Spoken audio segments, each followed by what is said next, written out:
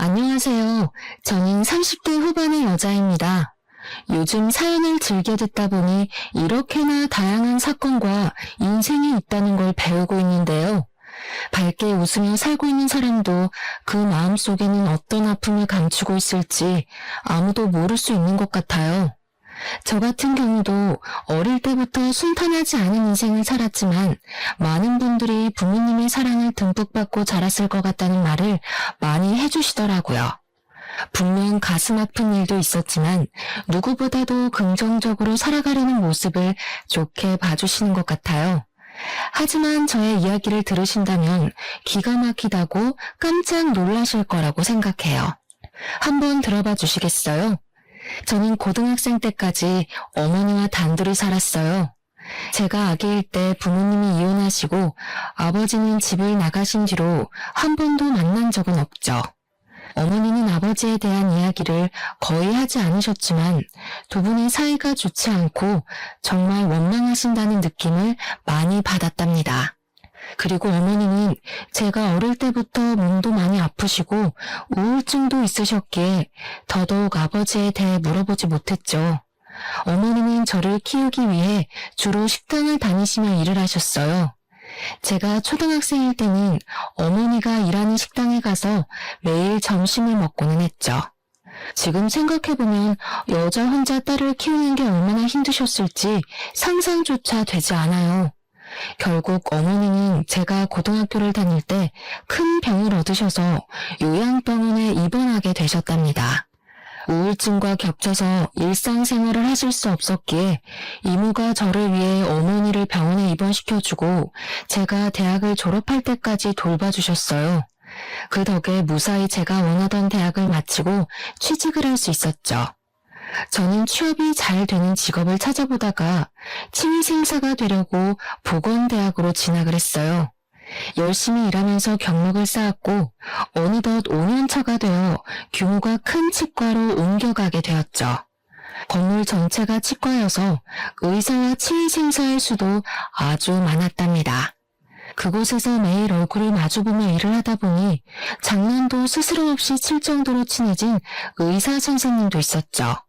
언제부터인가 자꾸 밥을 사주겠다고 연락이 오길래 나에게 관심이 있나 싶었어요. 저는 생활비를 다 제가 해결해야 했기에 예비 신랑을 사귀는 건 생각도 하지 않았거든요. 요즘 자꾸 살이 빠지는 것 같은데 내가 오늘 고기 사줄까? 퇴근하고 뭐해? 왜 자꾸 밥을 먹자고 하세요? 장난 좀 그만 치세요. 남들이 보면 오해해요. 장난 아닌데? 당연히 관심 있어서 그러는 거지. 오늘 데이트하자. 그렇게 우리는 직원들 몰래 사귀는 사이가 되었답니다. 예비 신랑은 제가 생각했던 것보다 저를 잘 챙겨주고 다정한 사람이었어요. 사귄 지 1년 정도 되었을 때 예비 신랑이 프로포즈를 하는 게 아니겠어요? 사실 정말 기뻤지만 현실을 생각하지 않을 수 없었죠. 제 형편과는 차이가 많이 날 게 뻔했고 예비 신랑 부모님이 당연히 허락 안 할 거라는 걸 알 수 있었기에 전 프로포즈를 거절했어요. 하지만 예비 신랑은 다 알아서 할 테니 걱정 말라면서 저를 집으로 끌고 가다시피 했답니다. 예비 신랑 집은 서울 중심가에 있는 유려한 주택가 집 중에 하나였어요. 저는 이런 곳은 드라마에서나 봤지 직접 오게 될 줄은 상상도 못했거든요. 원룸이 사는 제 처지와 너무 차이가 나서 발이 떨어지지 않더라고요. 그렇게 예비 신랑 어머니를 처음 만나게 되었죠. 중년이라고는 볼 수 없게 날씬하고 피부도 광이 나더라고요. 옷 스타일도 아주 화려하고 관리를 정말 잘하신 것 같았어요. 아버지는 소파에 앉아 저를 바라보고 있었는데 사업을 하셔서 그런지 아주 냉철해 보이시더라고요. 역시나 어머니는 저를 보자마자 반대를 하셨답니다. 같은 병원에서 일한다고요? 듣기로는 어머님과 산다고 그러던데 아버지는 왜 안 계신 건데? 돌아가셨어? 부모님이 제가 아기일 때 이혼을 하셨어요. 어머니가 쭉 살다가 오래전부터 아프셔서 지금은 병원에 계세요. 시모는 저를 한심한 눈으로 보며 쯧쯧 혀를 차더라고요. 저는 어찌할 바를 몰라서 바닥만 쳐다보고 있었는데 예비 신랑이 전화가 와서 2층으로 올라갔답니다. 예비 신랑이 사라지는 걸 본 시모가 갑자기 소리를 빽 질렀어요. 야, 내가 너 같은 애 딱 보면 견적이 나와. 너 신분 상승해보려고 우리 아들이 일부러 꼬신 거잖아. 얼굴은 순진하게 생겨가지고 아주 꽃뱀아니야 이거. 내 아들이 한 번만 만나달라고 해서 어쩔 수 없이 봤더니 역시나. 제 상황이 많이 기우는 건 알지만 저도 지금껏 열심히 공부하고 일하면서 제 나름대로 잘 살아왔다고 생각해요. 신분 상승이라뇨. 말씀이 심하시네요. 이거 봐. 어른한테 말 따박따박 하는 게 보통 얘기는 아니야. 야, 진짜 아무것도 모르는 애들 같으면 이럴 때 아무 말도 못해. 너는 아주 되바라졌구나. 결혼은 절대 안 돼. 저도 시부모님 사랑받고 살고 싶지 이렇게 처음부터 반대하는 결혼하고 싶지 않습니다. 그럼 가보겠습니다. 저는 예비 신랑에게 말도 하지 않고 그대로 집을 나와버렸어요. 당장 직장에서 예비 신랑을 보는 게 어려울 것 같아서 안 쓰던 휴가도 몰아서 써버리고 예비 신랑 전화도 받지 않고 집에만 머물렀답니다. 예비 신랑과 헤어지기로 결심했지만 막상 직장에 가서 예비 신랑 얼굴을 보니 눈물이 먼저 흐르더라고요. 제 이상한 행동을 본 동료들도 둘의 사이를 알게 되었고 예비 신랑은 곧 결혼할 거라고 모두의 앞에서 말을 해버렸죠. 예비 신랑은 저에게 어머니도 허락하셨다면서 오늘 저녁에 다시 집에 가자고 하더라고요. 어머니가 많이 미안해 하신다면서 같이 저녁을 먹자고 했다고 말이죠. 그렇게 다시 예비 신랑을 믿고 시댁에 가게 되었어요. 집안에 들어가니 음식 냄새가 솔솔 풍기더라고요. 시부모는 이미 식탁에 앉아 저를 바라보고 있었죠. 시모도 전보다는 너그러워진 눈빛으로 저를 보며 일단 밥을 먹자고 하더라고요. 예비 신랑이 제 밥그릇에 이것저것 반찬을 올려주는 걸 본 시모의 눈빛이 순간 날카로워지는 걸 느껴서 밥이 잘 안 넘어갔답니다. 그렇게 식사를 마치고 거실에 앉아 이야기를 나누게 되었어요. 우리 아들이 우리랑 인연 끊고 너랑 결혼한다고 집을 나갔었다. 그래서 어쩔 수 없이 너를 받아들인 거니까 우리 집에 누가 되지 않도록 행동거지 항상 조심하거라. 예비 신랑이 시모에게 눈치를 주자 시모가 입을 삐죽이더라고요. 시모가 아들을 어려워하는 게 느껴졌죠. 어머니가 요양병원에 계신다니 상견례도 못할 거 아니냐. 결혼식에도 안 오시는 게 손님들 보기에도 부끄럽지 않을 것 같은데. 새아가 생각은 어떠니? 네? 그래도 결혼식엔 엄마가 오셔야죠. 못 오실 정도로 그렇게 심하진 않으세요. 나는 우리 아들 하나뿐이라 미래에 어떤 아가씨가 결혼을 하게 될지 기대를 참 많이 했다. 내 친구들도 다 남부럽지 않게 살아서 혼수를 어느 정도로 해오는지도 대충 알고 있고 너는 혼수를 얼마로 생각하고 있니? 죄송한 얘긴데 월급 받아서 생활하고 엄마 병원비도 내야 하다 보니 제가 모아둔 돈이 별로 없어요. 열심히 모은다고 모은 게 3천만 원 정도예요. 뭐? 3천? 그걸 어디 코에 붙여? 그릇 세트도 못 살 돈으로? 아휴, 이런 애랑 결혼을 시켜야 된다니 친척분들 보기에 창피해서 어쩌면 좋아. 아주 사기 결혼 당했다고 하겠어. 어머니, 그런 식으로 말씀하지 말라고 했죠. 우리 집도 처음부터 돈이 많았던 건 아니잖아요. 계속 이러면 저 결혼하면 어머니하고 연 끊을 수도 있어요. 아니, 너무 차이가 나서 속상해서 그렇지. 그럼 일단 결혼식은 좀 미루고 집에 들어와서 살림도 좀 배우고 집안 가풍도 좀 익히는 건 어떠니? 가정교육은 제대로 받았는지 내가 확인해봐야 할 거 아니니? 앞으로 같이 살면서 나한테 좀 배우고 됐다 싶으면 내가 아주 대단하게 식 올려주마. 그럼 일도 관두라는 말씀이세요? 전 계속 일하고 싶은데요.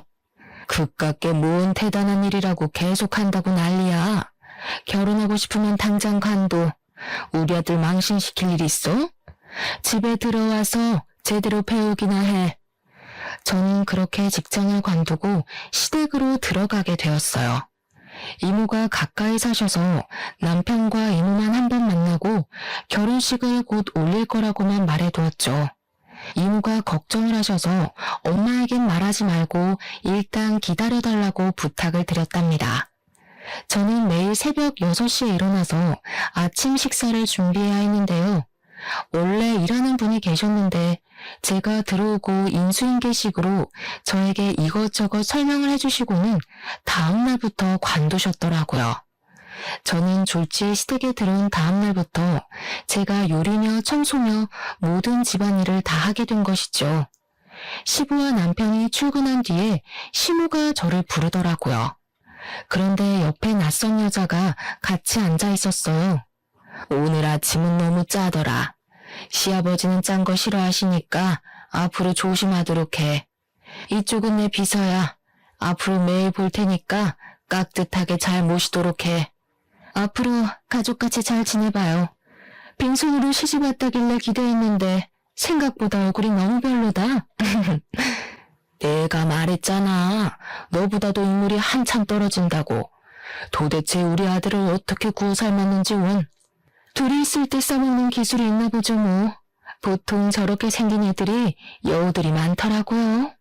어머니 말씀이 너무 심하시네요. 비서님도 앞으로 자주 뵐 텐데 초면에 하실 말은 아닌 것 같네요. 말 대답하지 말랬지.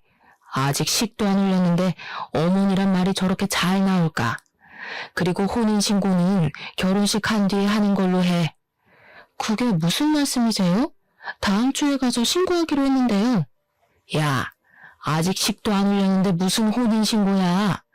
요즘 젊은 애들은 살아보고 몇 년 뒤에 하는 애들도 많다는데 넌 뭐가 그렇게 급하니? 네 남편한테 잘 말해서 당장은 하지 마. 알아들어? 너 나 몰래 하고 오기만 해. 비서라는 여자는 저를 처음 볼 때부터 자기 아랫사람 부리듯이 대하더라고요. 전업주부인 시모가 왜 비서가 필요한지는 몰라도 딱히 하는 일도 없어 보였어요.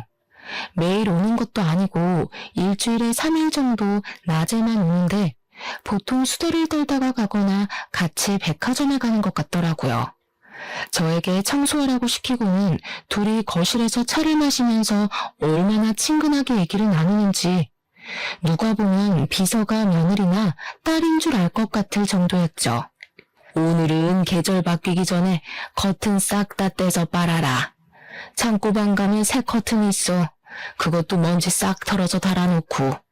천장이 너무 높아서 제가 바꿔 달긴 힘들 것 같은데 주말에 재우 씨랑 같이 하면 안 될까요? 뭐? 니까짓게 우리 아들이랑 결혼했다고 같은 급인 것 같아? 감히 의사한테 그딴 일을 시켜? 내가 너랑 커튼 빨라고 우리 아들 의사 만든지 알아? 당장 다 떼. 창고에 사다리 있잖아. 키가 평균보다 작아서 사다리 올라가도 손이 닿을까 몰라? 남들 클 때 뭐 했어? 거기서 그렇게 가정부 보듯이 보고 있지 말고 그런 키 큰 비서분께서 좀 도와서 같이 해주면 되겠네요. 내가 왜요? 사모님이 나한테 시킨 일이 아니잖아요. 그쪽이 나한테 이래라 저래라 해도 되는 처지가 아니에요. 어쩜 그렇게 눈치가 없을까? 저는 둘 사이에서 치이다가 결국 혼자 커튼을 달기로 했는데요. 그 후 저는 정신을 잃었답니다. 사다리가 흔들려서 제가 떨어져 버렸거든요. 정신을 차려보니 거실 바닥에 대자로 뻗어 있더라고요. 시모와 비서가 저를 무슨 동물원의 원숭이 보듯이 내려다보고 있었어요. 저는 뒤통수를 대리석 바닥에 그대로 박았기 때문에 머리도 너무 아팠지만 그보다도 발목이 접질렸는지 조금만 움직여도 악소리가 나오더라고요. 무슨 애가 이렇게 조심성이 없어? 이걸 어떡하면 좋아? 우리 아들 보면 한 소리 할 텐데. 움직일 수 있겠어요? 일단 병원으로 데려가야 할 것 같은데요. 비서가 제 겨드랑이를 잡고 들어올리려고 하길래 저는 비서의 손을 탁 쳐버렸어요. 비서가 놀라서 저를 바라보더라고요. 나 아까 그쪽이 사다리 일부러 다리로 민 거 다 봤어요. 내가 못 봤을까봐 발뺌하는 거예요? 일부러라니? 그 옆으로 걸어가다가 실수로 걸린 거 가지고 생사람을 잡니? 내가 그쪽보다 나이가 어리다고 해도 왜 반말을 해요?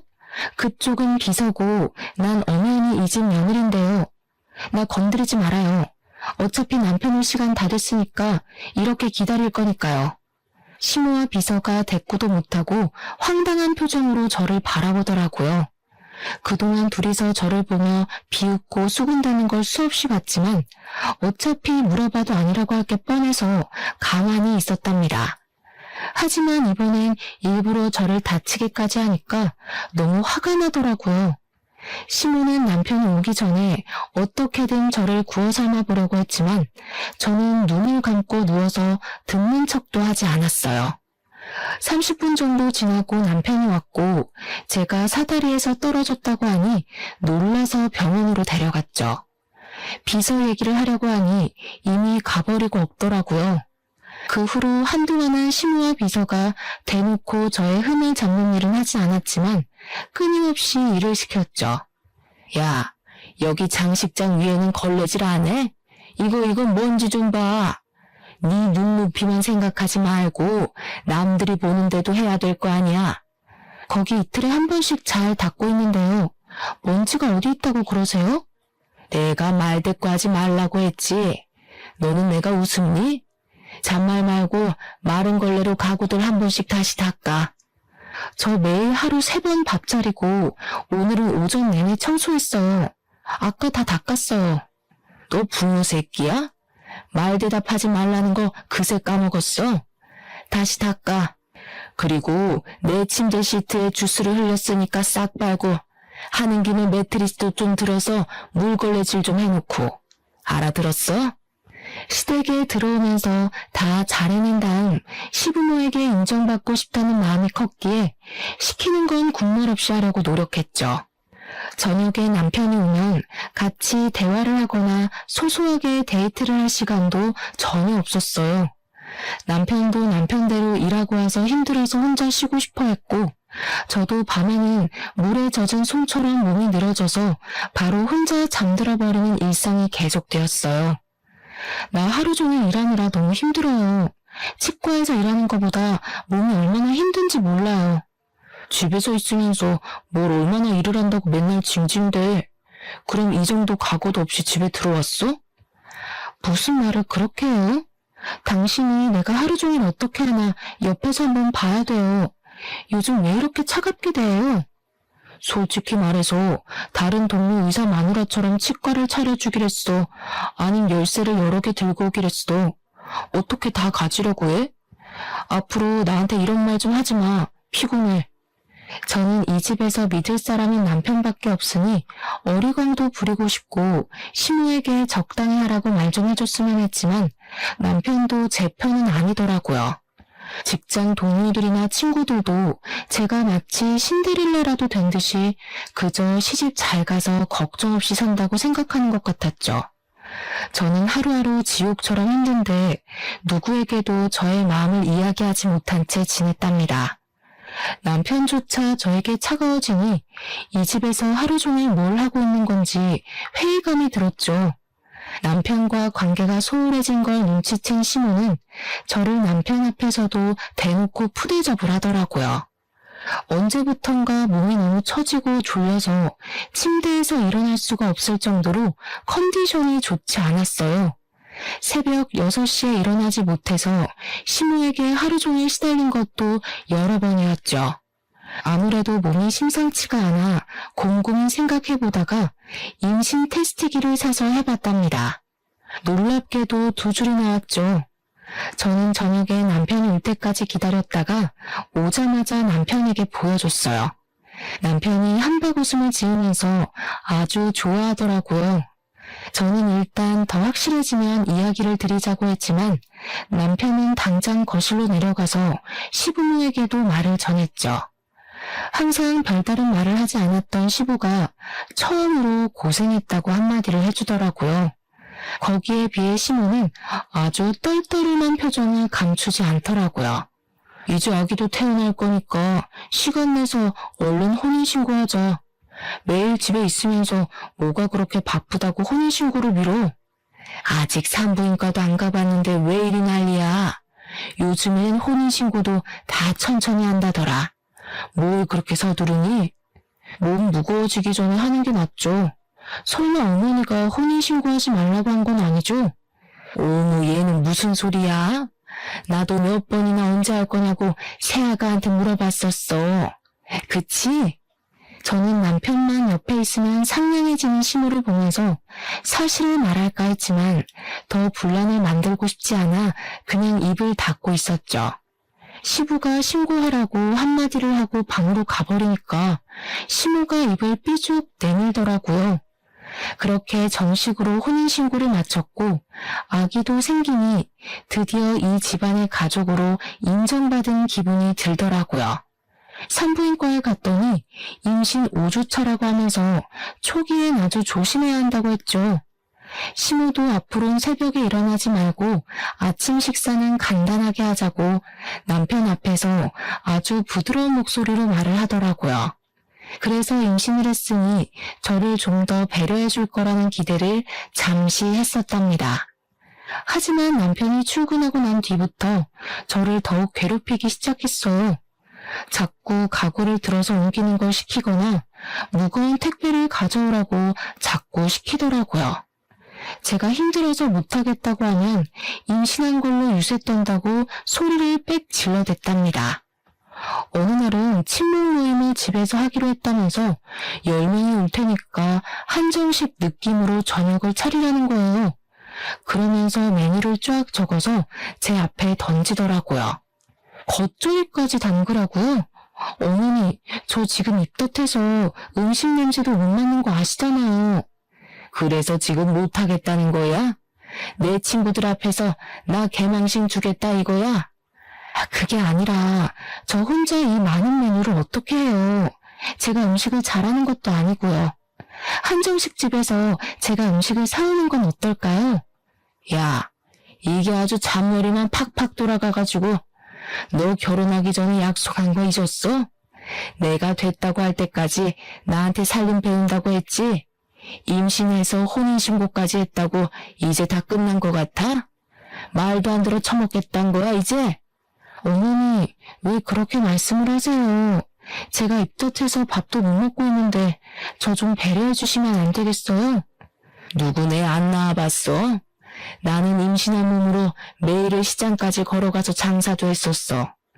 난 내 친구들한테 우리 집으로 오라고 얘기 다 해놨으니까 나 망신 주고 싶으면 네 마음대로 해.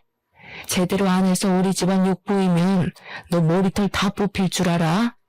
저는 여태껏 살면서 이런 막말을 들어본 게 시무가 처음이었답니다. 너무 서러워서 방에 들어와 꺽꺽대며 울어봐도 마음이 풀리지가 않더라고요.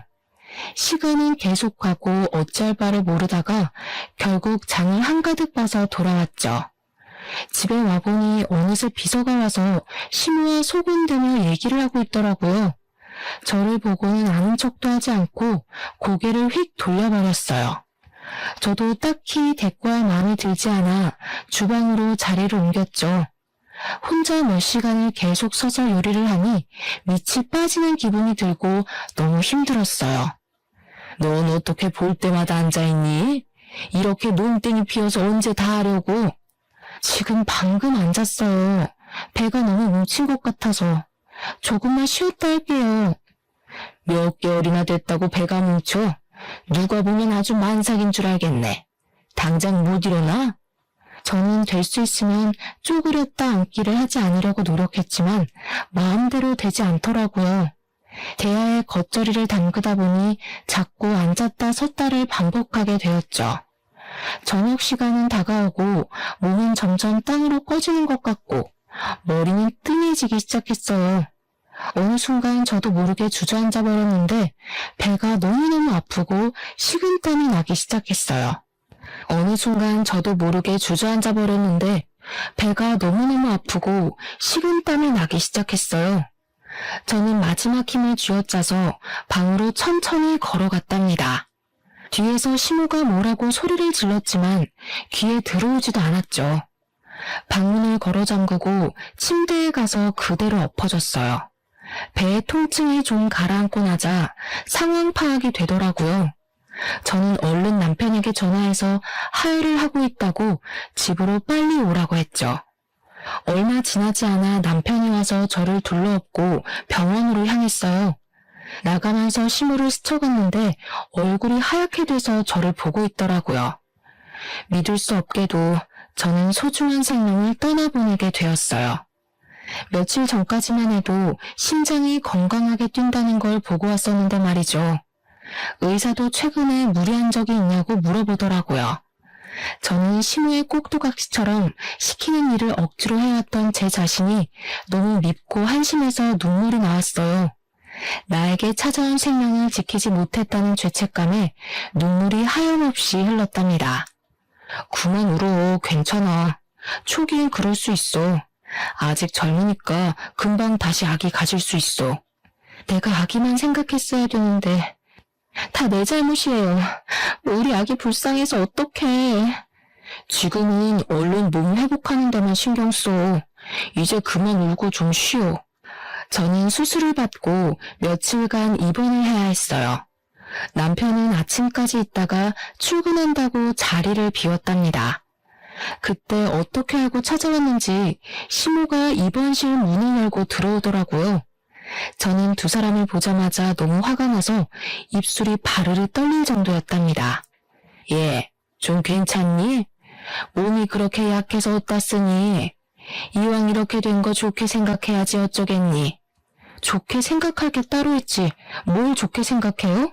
다 어머님 때문이에요. 우리 아기 잘못된 거 다 어머니 탓이라고요. 어떡할 거예요? 살려내요, 우리 아기. 저는 시무를 노려보며 눈물을 펑펑 쏟았어요. 제가 이렇게 나올 줄은 몰랐는지 시무의 눈빛이 약간 흔들리더라고요. 아니 이게 왜 내 탓이야? 내가 뭘 했다고? 네 몸 간수는 네가 잘해야지. 어디서 뺨 맞고 와서 화풀이야? 너 우리 아들한테 이딴 소리 꺼내기만 해. 가만 안 둘 테니까. 뭐라고요? 사람이 할 말이 있고 못할 말이 있는 거지. 나한테 이렇게 대한 거 언젠가 다 돌려받을 거예요. 당장 나가요. 꼴도 보기 싫어요. 저는 시무를 향해 악을 썼어요. 제가 눈물 범벅이 된 얼굴로 계속 소리를 지르자 사람들이 무슨 일인가 하고 병실 안을 기웃대더라고요.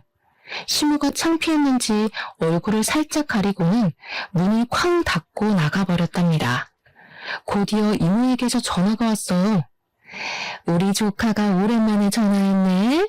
잘 지내고 있어? 별일 없고. 아니 너 지금 우는 거야? 왜 울어? 이모, 나 여기 병원이에요. 아기가 내가 잘못해서 아기가 내 잘못이 크지. 시모가 시키는 대로 다 하면 안 되는 거였는데 내가 너무 미련해서 그래. 뭐? 그 옆에 애가 얼마나 또 괴롭혔길래 아기가 잘못돼? 내가 이번엔 절대로 그냥 못 넘어가겠다. 너네 엄마한테 말을 해야 되겠어. 안 돼요. 가뜩이나 엄마도 아픈데 나까지 걱정하게 하면 안 돼. 말하지 마세요. 네 엄마도 알 건 알아야지. 네 엄마랑 같이 병원에 갈 테니까 기다리고 있어.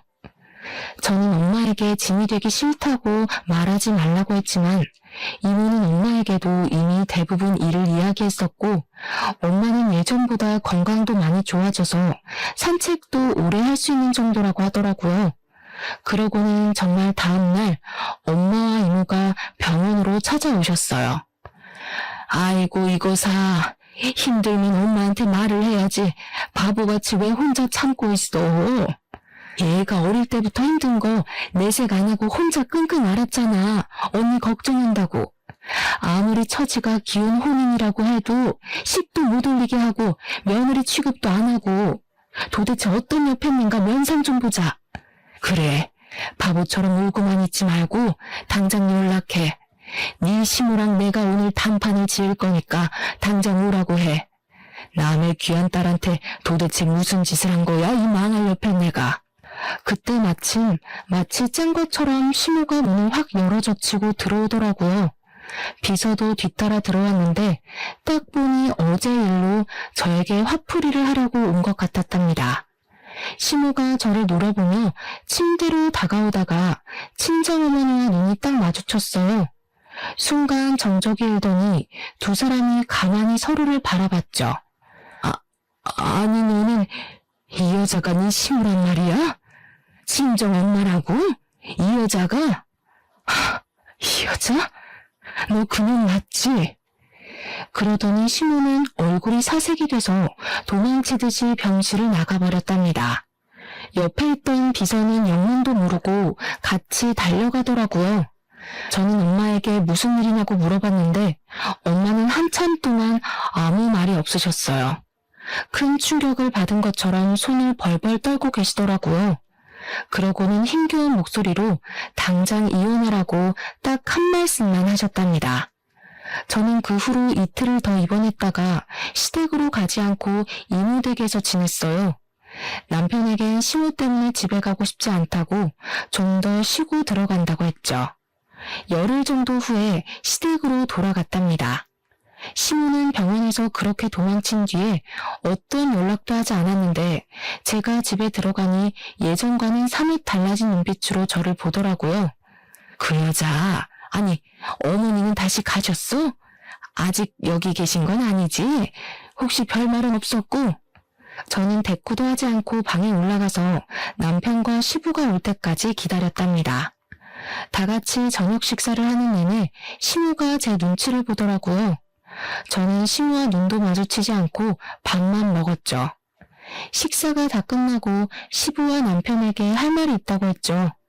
거실에 다 같이 모여 앉았고 저는 침묵 속에서 사진 한 장을 꺼내 탁자에 올려놨어요. 그건 부모님이 아기였던 저를 안고 찍은 유일한 사진이었죠. 시부와 남편은 영문을 모른 채 사진을 바라보았고 시무가 사진을 확인하고는 부들부들 거리기 시작했어요. 그러더니 갑자기 제 머리채를 확 잡고 마구 흔드는 게 아니겠어요. 이게 뭐하는 짓이야? 이딴 걸 왜 꺼내놓는 거야? 무슨 꿍꿍이야? 남편이 시무를 말렸지만 시무는 제 머리칼을 꽉 움켜잡고 절대 놓지 않더라고요. 저는 있는 힘을 다해 시무의 팔을 꽉 물어버렸어요. 시무가 비명을 지르며 손에 힘이 빠졌고 제가 거칠게 시무를 바닥으로 밀쳐버렸답니다. 이렇게 나오는 걸 보니까 당신은 이게 무슨 사진인지 아는 모양이지? 저는 헝클어진 머리를 쓸어올리고 핸드폰으로 어디론가 전화를 걸었죠. 전화를 받은 이모와 엄마가 시댁으로 들어오셨답니다. 친정어머니를 본 시무의 얼굴이 순식간에 흑빛으로 변하더라고요. 이게 그새를 못 참고 감히 또 우리 딸을 건드려? 야! 엄마가 시무에게 달려가서 뺨을 세게 내리쳤어요. 이모가 바로 시무의 머리채를 잡고 거칠게 흔들기 시작했죠.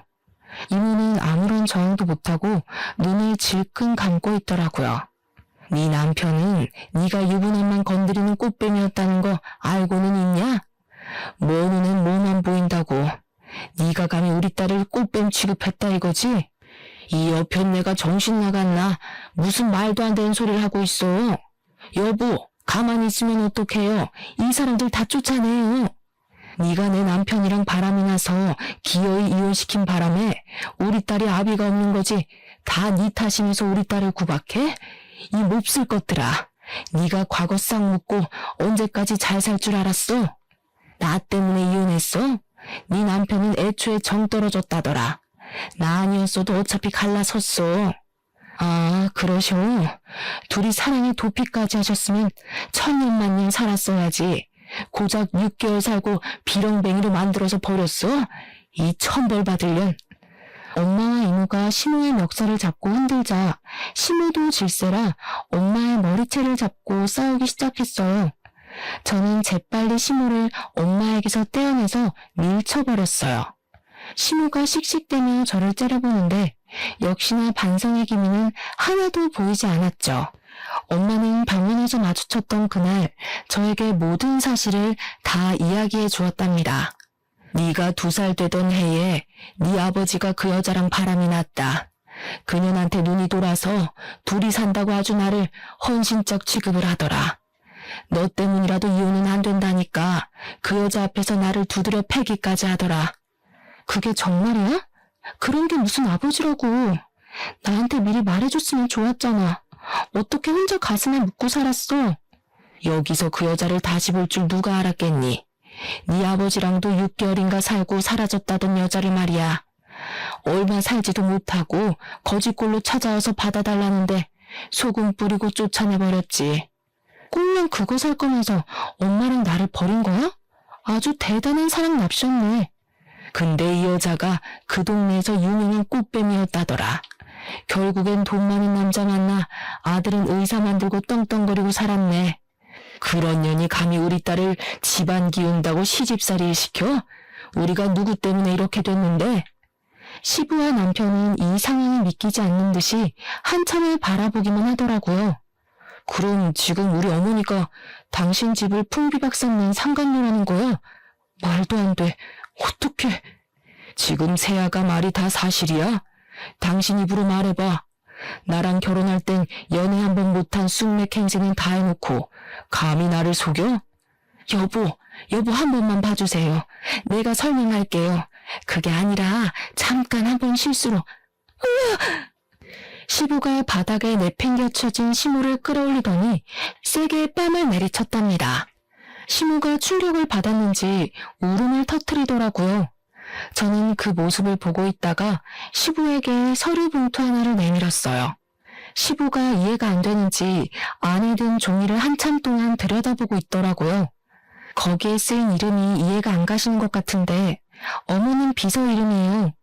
그러니까 그 비서랑 어머님이 친자 확률 99.99%란 얘기죠. 제 설명을 들은 시모가 두 손으로 귀를 막으며 악 소리를 지르더라고요. 예전부터 제가 비서와 시모를 보고 있다 보면 서로 너무 친밀한 것 같은 기분이 들었어요. 말로는 설명할 수 없었지만 진짜 사이좋은 모녀 같은 느낌이 들고 얼굴도 닮은 것 같다는 생각이 들었답니다. 심증만 가는 상황이었는데 어느 날 외출했다가 집에 들어오다가 둘이 대화하는 걸 우연히 듣게 되었어요. 엄마, 진짜 혼인신고하고 애까지 낳으면 어떻게 되는 거야? 절대 안 되지. 혼인신고해봤자 이혼시키면 되는 건데 애는 왜 들어서가지고. 저를 못마땅해 하는 건 알았지만 아기까지 미워한다니 너무 속상했었죠. 엄마라고 부른 게 확실히 이상해서 바로 유전자 검사를 몰래 해본 것이었어요. 저는 비서를 먼저 만나 유전자 검사지를 보여주고 사실을 다 말하라고 요구했어요. 그래요. 우리 엄마 맞아요. 우리 아버지가 누군지는 나도 몰라요. 어릴 때부터 그냥 외할머니랑 살았고 엄마가 당신 시아버지 몰래 계속 돈을 대주면서 살았어요. 따지고 보면 나도 피해자라고. 그래도 우리 엄마 그렇게 나쁜 사람 아니라고. 원래는 시부의 비서로 회사에 입사시키려고 했는데 워낙 머리가 안 좋아서 면접에서 자꾸 떨어지는 바람에 물거품이 되었다네요. 그래서 시무의 비서로 채용해서 월급이라는 명목으로 매달 넉넉하게 용돈을 줘가며 숨겨서 키우고 있던 것이었죠. 나는 숨기는 거 없이 다 말해줬으니까 제발 그쪽 시아버지한테는 말하지 말아줘요. 그러면 엄마도 나도 끝장이에요. 그쪽은 아직 잘 모르겠지만 얼마나 무서운 사람인데요. 화나면 진짜 인정사정 없다고요. 그러기엔 그쪽이나 당신 엄마나 나한테 너무 인정사정 없이 굴었네요. 이제 내 차례니까 기대 많이 하고 있어요. 모든 사실을 알게 된 시부는 매달리는 시모를 현관문으로 내동댕이 쳐버렸어요. 시모는 얼굴이 사색이 돼서 무릎을 꿇고 싹싹 빌더라고요. 몇십 년 동안 순진한 척하면서 나를 속였단 말이지. 내가 당신 얼굴만 보면 아주 치가 떨려. 긴 말 필요 없어. 당장 눈앞에서 사라져. 여보, 제발 한 번만 봐주세요. 막말로 애 버리는 여자보단 나처럼 끝까지 책임지는 여자가 나은 거 아니에요? 이게 아직도 입을 놀려? 자기 딸을 데려다가 감히 내 옆에서 둘이 비서라느니 연기를 했다 이거지? 당장 이혼이야. 당장 꺼져. 남편은 큰 충격을 받은 채 계속 고개를 떨구고 주저앉아 있었죠. 저는 시모가 문 밖에서 통곡하는 소리를 들으며 엄마와 이모를 모시고 시댁을 나왔답니다. 시간이 흘렀지만 남편에게는 아무런 연락이 없었어요. 저도 남편이 마음을 추스를 시간을 주기 위해서 그저 묵묵히 기다릴 뿐이었죠. 몇 개월이 지나고 남편에게서 만나자는 연락이 왔답니다. 약속 장소로 나가보니 남편은 한눈에 보기에도 살이 빠져있고 얼굴도 까칠하더라고요. 빨리 연락하지 못해서 미안해. 병원도 휴직하고 다 꼴 보기 싫어서. 혼자 살 집도 구하느라 나름 바빴어. 괜찮아요. 시간이 필요한 일이니까요. 남편과는 예전처럼 사이가 좋은 건 아니었어도 서로 싫어해서 헤어져야 하는 건 아니기에 가슴이 너무 아프더라고요. 하지만 엄마와 제 인생을 망가뜨린 여자의 아들이었기에 더 이상 함께할 수는 없다는 건 저도 남편도 너무나 잘 알고 있었어요. 저는 이혼 서류를 내밀었고 남편은 순순히 도장을 찍더라고요. 한동안 아무 말이 없다가 남편이 입을 열었죠. 어떤 말을 해도 어머니와 내가 용서받을 수는 없다는 걸 잘 알아. 내가 대신 사과해도 소용없겠지만 이거라도 꼭 받아줬으면 해. 혼인신고 날짜가 비밀번호야. 남편은 통장 한 개를 저에게 건네주었어요. 통장을 열어보니 20억이 찍혀있더라고요. 저는 놀라서 얼른 남편에게 돌려주었죠. 내가 이렇게 큰 돈을 왜 받아요? 돈 많다고 다 돈으로 해결하겠다는 거예요? 그게 아니야. 네가 부모님과 누렸어야 할 행복과 지난 세월을 어떻게든 보상하고 싶어서 그래. 이래야 내가 너랑 헤어질 수 있을 것 같아. 저는 계속 거절했고 남편과 실랑이를 벌이고 있었어요. 그때였죠. 어디서 나타났는지 시모가 나타나서는 시모가 통장을 제 손에서 탁 뺏어가는 게 아니겠어요? 남편의 얼굴이 일그러지면서 시모의 손에서 억지로 통장을 빼앗았어요. 시모가 안 뺏기려고 버둥거렸지만 남편이 시모를 바닥으로 밀쳐버렸답니다. 도대체 왜 얘한테 그 돈을 줘야 되니? 네가 여자의 정신 나가도 단단히 나갔구나. 엄마가 살려달라고 아버지 좀 설득해달라고 그렇게 애원을 해도 쳐다보지도 않더니 다 너 때문이야. 네가 나타나서 이 사달이 났어. 눈이 벌개진 시모가 제 머리채를 잡으려고 달려들더라고요. 저는 얼른 옆으로 비켜섰고 시모는 그대로 앞으로 고꾸라져 버렸죠. 아직도 자기가 무슨 짓을 저질렀는지 파악도 못하고 또 다 내 탓으로 돌리려는 걸 보니 사람 되긴 글렀네요. 당신 같은 인간한테서 태어난 사람만 불쌍할 뿐이네요. 당신이 내 인생을 망친 거지. 이 불려우 같은 거 처음 봤을 때부터 느낌이 안 좋더라니. 그때 어떻게든 결혼을 말렸어야 되는 건데 아이고 말년에 이게 무슨 신세야. 시모는 커피숍에 주저앉아 꺽꺽 울면서 소란을 피우더라고요. 아직까지도 자신이 저지른 일을 반성조차 하지 않는 모습에 기가 찼죠. 통장 가져갈게요. 당신 어머니 하는 걸 보니 내가 이 돈을 꼭 받아야 할 것 같네요. 잘 쓸게요. 저는 시모 쪽은 쳐다보지도 않고 통장을 챙겨 밖으로 나갔어요. 이제 진짜 남편과 마지막이라고 생각하니 눈물이 나더라고요. 커피숍 쪽에서 시끄러운 소리가 들려 뒤돌아보니 남편이 거칠게 문을 열고 나가고 그 뒤를 시모가 고래고래 소리를 지르며 쫓아가더라고요.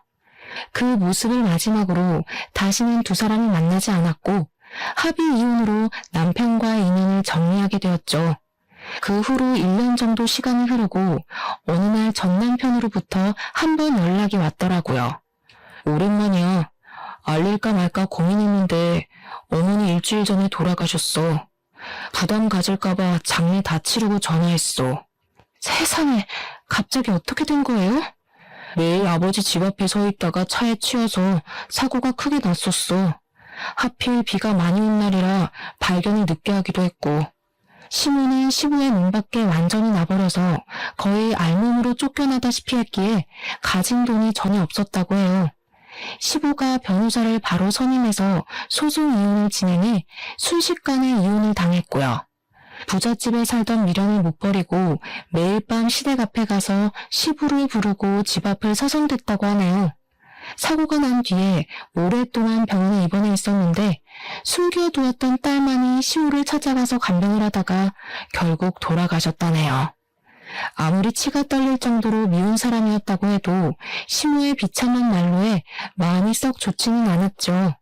친정엄마에게도 말씀을 드렸더니 한동안 말이 없으시더라고요. 과거의 묵은 아픔을 많이 걷어내서인지 다행히도 엄마의 건강은 많이 좋아지셨어요. 저는 아예 다른 도시로 이사를 가서 새로운 치과에서 일을 시작했죠.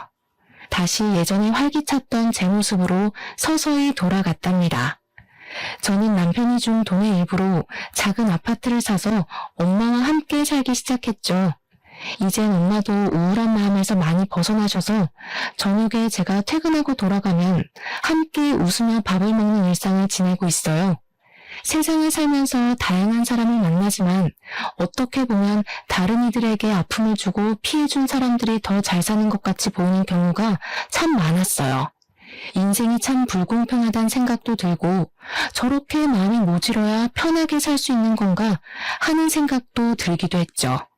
하지만 시모의 인생을 보니 자신이 저지른 일은 다 돌아온다는 사실은 틀림없는 것 같아요. 저도 이제 아픔은 툭툭 털어내고 다른 사람들에게 베풀어가면서 살아가려고 해요. 사연을 듣는 분들 중에서도 힘든 일이 있는 분이 계시다면 우리 같이 다시 시작하는 마음으로 힘내보았으면 좋겠네요. 저의 이야기를 들어주셔서 감사합니다.